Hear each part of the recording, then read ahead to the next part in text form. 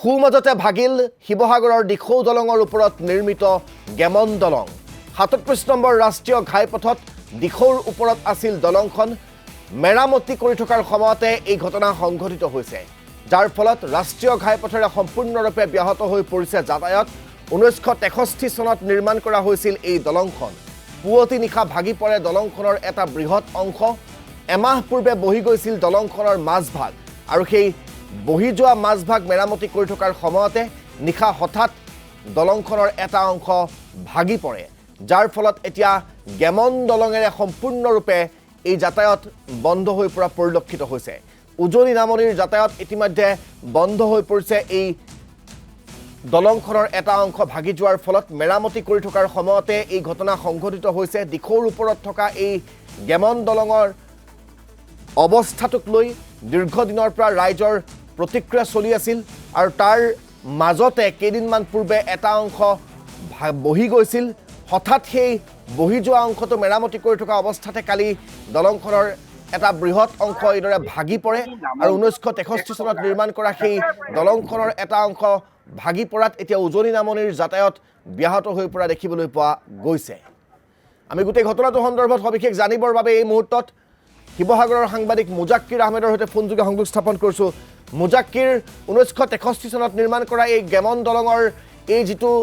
অংশ খহি গৈছে এই অংশটো খহি যোৱাৰ ফলত যাতায়াত সম্পূৰ্ণৰূপে বন্ধ হৈ পৰিছে আৰু সেই দৃশ্য ইতিমধ্যে দলংখনৰ অৱস্থাটোৱে প্ৰমাণ কৰিছে সবিশেষ খবৰ কি আছে সেয়া জানিব বিচাৰিম নিশ্চয়কৈ ৰাজদীপ আচলতে মই পোনপ্ৰথমে এটা কথা কৈ লওঁ যিটো আচলতে শিৱসাগৰৰ ৩৭ নং ৰাষ্ট্ৰীয় ঘাইপথটো ৪ লাইনযুক্ত ৰাষ্ট্ৰীয় ঘাইপথ নিৰ্মাণ কৰা যিটো কাম কাজ চলি আছিল সেই কাম কাজ চলি থকা যিসমূহ কোম্পানী আছিলে কোম্পানীসমূহে যেতিয়া এই দলংখনৰ বাৰম্বাৰ দলংখনৰ যেতিয়া মাজৰ ভাগটো আছিলে সেই মাজৰ ভাগটো বিভিন্ন সময়ত বিভিন্ন যাতায়াতৰ ফলত সেই যিটো মাজৰ ভাগ আছিলে মাজৰ ভাগটো কম পৰিমাণে ভাঙি গৈছিল আজিৰ পৰা এমাহ পূৰ্বে যদি চাওঁ তেতিয়াহ'লে সেই মাজৰ অংশটো ভাঙি গৈছিল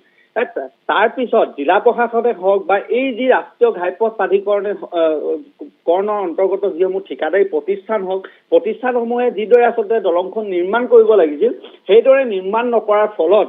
আজি এনে এক দুৰ্ঘটনা সংঘটিত হৈছে শিৱসাগৰৰ ৩৭ নং ৰাষ্ট্ৰীয় ঘাইপথ তথা উজনি নামনিক সংযোগ কৰা একমাত্ৰ যিখন দলং আছিলে শিৱসাগৰৰ যিখন গেমন দলং সেই গেমন দলংখনৰ যিটো মাজভাগ আছে মাজভাগটো সম্পূৰ্ণৰূপে খহি গৈছে আৰু এই দুটেই ঘটনাটো যদি দায়ী যদি মই ক'বলৈ যাওঁ শিৱসাগৰ জিলা প্ৰশাসন শিৱসাগৰৰ যিটো আচলতে জাজিৰ পৰা দিবলৈ যিটো ৪ লাইনযুক্ত ৰাষ্ট্ৰীয় ঘাইপথ নিৰ্মাণ কৰা যিসমূহ সংস্থা আছে সেই সংস্থাসমূহ সম্পূৰ্ণৰূপে দায়ী কাৰণ তেওঁলোকে যদি সময় সাপেক্ষে যদি এই দলংখনৰ ক্ষেত্ৰত যদি বিশেষভাৱে ব্যৱস্থা গ্ৰহণ কৰিলেহেঁতেন এই দলংখনৰ হয়তো এনেদৰে উজনি নামনিৰ যিটো যাতায়াত সেই যাতায়াতটো সম্পূৰ্ণৰূপে স্তব্ধ নহ'লহেঁতেন কিন্তু এই দলংখনৰ ক্ষেত্ৰত বিশেষ পদক্ষেপ নোলোৱাৰ বাবে এই দলংখন যিহেতু ইতিমধ্যে আপুনি উল্লেখ কৰিছে ১৯৬৩ চনতে নিৰ্মাণ কৰা যথেষ্ট পুৰণি এখন দলং এই দলংখন ভাঙি যোৱাটো এটা স্বাভাৱিক কথা কাৰণ এই দলংখনৰ ওপৰেৰে আপুনি যদি দৈনিক চাই হাজাৰ হাজাৰ বাহন অহা যোৱা কৰি থাকে আৰু এই দলংখনৰ অহা যোৱা কৰাৰ ফলত দলংখনৰ এটা ম্যাদ থাকে সেই ম্যাদ সম্পূৰ্ণৰূপে উকলি যোৱাৰ ফলত বা এই দলংখনৰ যিসমূহ ব্যৱহৃত যিসমূহ সামগ্ৰী আছে সামগ্ৰীসমূহ যথেষ্ট পুৰণি হ'ল আৰু যাৰ ফলত আজি দেখা গৈছে আজি পুৱতি নিশা প্ৰায় ৪:৩০ বজাত এখন ট্ৰাক সেই গেমন দলঙৰ ওপৰেদি যাওঁতে সেই গেমন দলঙৰ যিটো ভাগ আছে মাজভাগটো আছে মাজভাগটো সম্পূৰ্ণৰূপে খহি গ'ল আৰু যাৰ পৰিপ্ৰেক্ষিতত দেখা গৈছে এতিয়া উজনি নামনি শিৱসাগৰৰ যি ৩৭ নং ৰাষ্ট্ৰীয় ঘাইপথৰ ওপৰত থকা যি গেমন দলং সেই গেমন দলংখন ভাঙি গৈছে আৰু যাৰ পৰিপ্ৰেক্ষিতত এতিয়া উজনি নামনিৰ যিটো যাতায়াত সেই যাতায়াত সম্পূৰ্ণৰূপে ব্যাহত হৈ পৰিছে যাৰ পৰিপ্ৰেক্ষিতত দেখা গৈছে শিৱসাগৰ টাউন হৈ এই যিসমূহ বাহন আছে সেই বাহনসমূহ ঘূৰি আকৌ যদি ডিব্ৰুগড়ৰ যিটো ৰাস্তা আছে ডিব্ৰুগড় ৰাস্তাটোত যাবলগীয়া হ'ব কিন্তু এই ক্ষেত্ৰত শিৱসাগৰ জিলা প্ৰশাসনে যিদৰে তৎপৰ ব্যৱস্থা গ্ৰহণ কৰিব লাগিছিল যিসমূহ সংস্থা আছে সেই সংস্থাসমূহে যিদৰে ব্যৱস্থা গ্ৰহণ কৰিব লাগিছিল তেনেহ'লে ব্যৱস্থা গ্ৰহণ কৰা পৰিলক্ষিত হোৱা নাই ৰাজদীপ এতিয়া মুজাক্কিৰ সেই দলংখন যদি মেৰামতি আৰম্ভ কৰা হয় বা এই যিটো অংশ ভাগি গৈছে সেই অংশটো পুনৰ সুচল কৰি তুলিবলৈ চেষ্টা কৰা হয় তেনেহ'লে অনুমানিক কিমান দিন লাগিব এনেকৈ কিমান দিনৰ যাতায়াত বন্ধ হৈ থাকিব লাগিব সেই কথাখিনি কিন্তু ডাঙৰ প্ৰশ্ন সেই সন্দৰ্ভত কিবা বিভাগীয় কৰ্তৃপক্ষই কৈছেনে ৰাজদীপ মই এইখিনিতে এটা কথা উল্লেখ কৰি থওঁ এই যিটো স্থান আছে যিটো স্থান ভাঙি গ'ল পুৱা 4:30 বজাত ভাঙিছে কিন্তু এই মুহূৰ্তলৈকে জিলা প্ৰশাসনৰ লোক হওক বা এই যিটো বিভাগীয় দায়িত্বত থকা যিসকল লোক এই লোকসকলে যিদৰে আচলতে তৎপৰ হ'ব লাগিছিল সেইদৰে তৎপৰ হোৱা নাই মাথো কেৱল তেওঁলোকে পথছোৱা বন্ধ কৰি থৈছে আৰু পথছোৱা বন্ধ কৰি যিসমূহ বাহন আছে বাহনসমূহ শিৱসাগৰ নগৰৰ মাজেদি পঠিয়াই দিছে কিন্তু এই বাহনখনৰ যিটো মাজভাগ সেই মাজভাগটো যদি বনাই দিয়ে তেতিয়া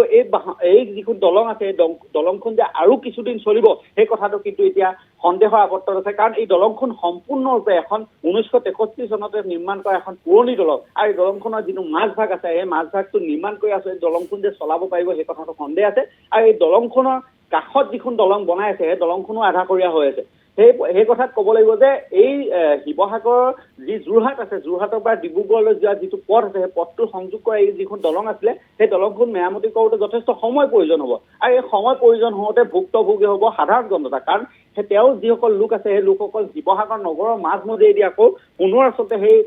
ডিব্ৰুগড়ৰ যিটো পথ আছে সেই পথটো ল'ব লাগিব ৰাজদীপ ধন্যবাদ জ্ঞাপন কৰিছোঁ মুজাক্কিৰ সবিশেষ জনোৱাৰ বাবে